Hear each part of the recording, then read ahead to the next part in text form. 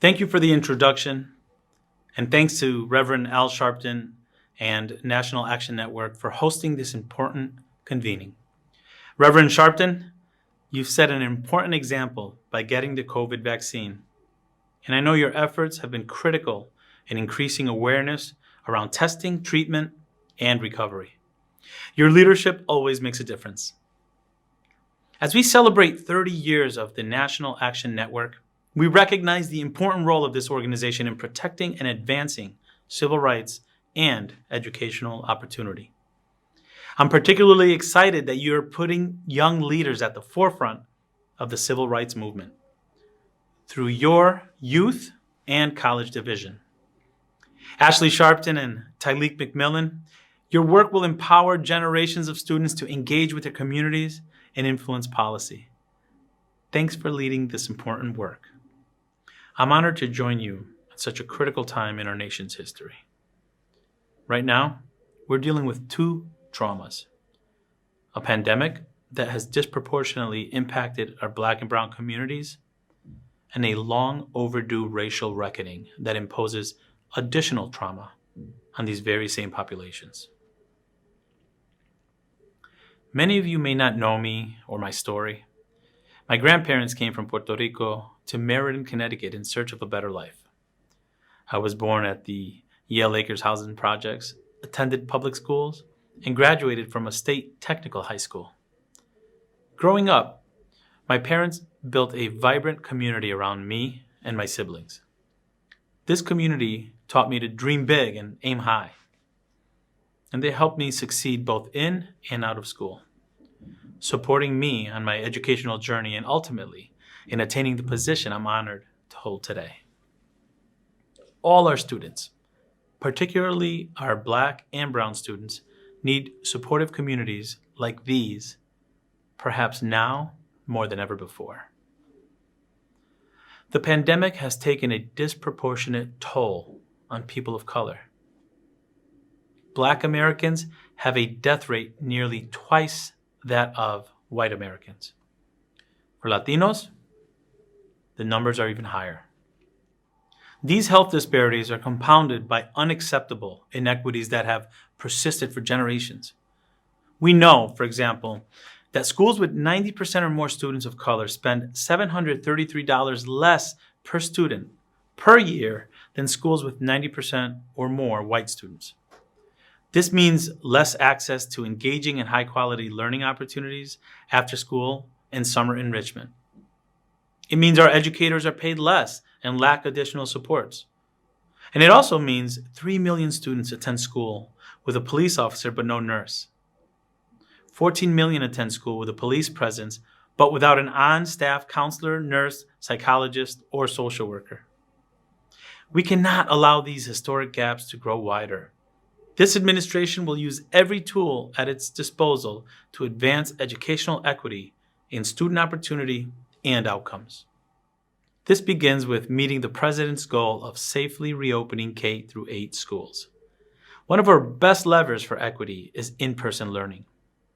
This has been the top priority of my department, and we're doing everything we can to make it happen.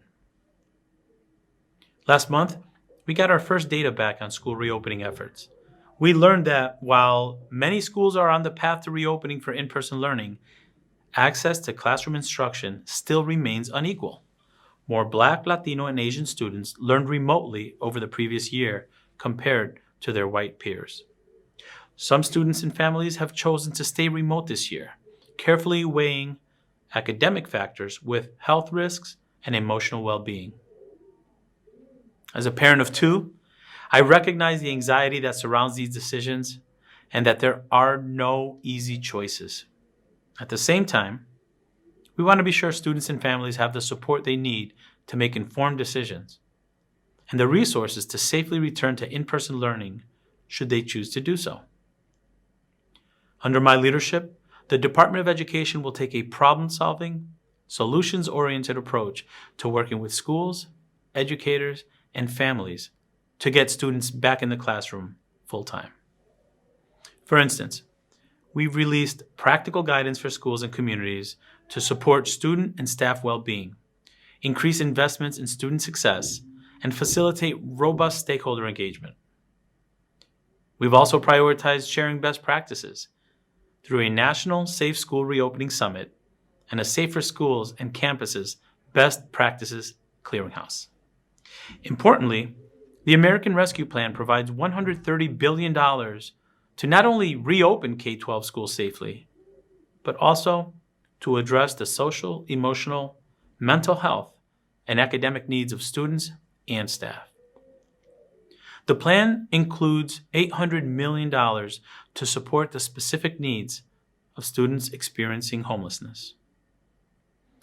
The American Rescue Plan invests in early childhood education and in higher education, including historically Black colleges and universities and minority-serving institutions. The legislation also includes at least $18 billion in emergency grants directly to students so they can cover basic expenses and needs during this moment of financial instability. In addition to addressing the impact of COVID-19 on students and educators and accelerating recovery, this administration will promote equity in students' access to high-quality schools, positive school climates, and critical opportunities such as coursework that includes the arts and sciences. Access to strong teachers and school leaders must be among these supports, including teachers who look like the students they serve. As a Latino educator myself, I know firsthand how important it is that students see themselves in what they learn and who they learn from. Research tells us that all students benefit from learning with diverse peers and from diverse educators. Our Black and Hispanic teachers are critical role models, showing students what's possible when we maintain high expectations and engage them in challenging and culturally relevant curriculum. As an administrator in Meriden, my team and I undertook ambitious efforts to grow a diverse teacher workforce and learned some shareable lessons along the way.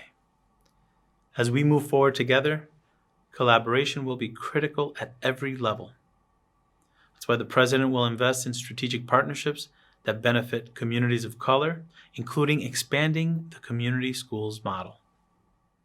Entire communities benefit when schools open their doors to parents, families, and neighbors seeking academic, health, and social support. From expanding learning time for students to health resource fairs, community schools bring together local partners in unprecedented ways. And across the country, these coalitions are setting and achieving community-specific goals like kindergarten readiness, access to vision, health, and dental care, and improved graduation rates. Together, we can think through new ways and innovative ways to approach issues like safe neighborhoods and gun violence. We can provide safe spaces for students to learn after school in order to close achievement gaps and invest in our communities. To truly advance excellence in education, we must be vigilant about advancing opportunities for all students. That means educating students, families, and schools about discrimination in education, preventing violations, and enforcing civil rights laws. Our Office of Civil Rights, or OCR, works toward these and other goals, including the civil rights data collection. OCR will continue to work alongside NAN and other civil rights organizations to solicit critical feedback that will enhance the civil rights data collection. We look forward to our sustained collaboration in the upcoming year. Equal access to education is at the heart of OCR's mission, but sexual harassment and violence threaten this access for students of all ages. President Biden will ensure that all students are guaranteed an educational environment free from discrimination on the basis of gender, including appropriate supports for students who have experienced sex discrimination. Moving forward, we'll invest in a whole-of-government approach to improving outcomes for our students and families. We'll also remove silos in education, share our breakthroughs and successes, and cultivate schools and colleges as hubs of innovation. This means reimagining what education looks like in this country. Returning back to the status quo is not acceptable. Our students deserve our very best efforts, our most collaborative thinking, and our deepest belief in their abilities. In the days ahead, I hope NAN's members will help to inform school staff and childcare workers that they are priority recipients for the vaccine and help them sign up in their areas. And recognizing that COVID-19 brought educational inequities to the forefront, I hope you'll help your state and local leaders identify the educational needs of the students in your school and create comprehensive plans to help all students succeed. Together, we reaffirm our collective responsibility to end discrimination in all of its forms and to emerge a more just and equitable America. Thank you again for your commitment to the students, families, and communities you serve. I look forward to our continued work together.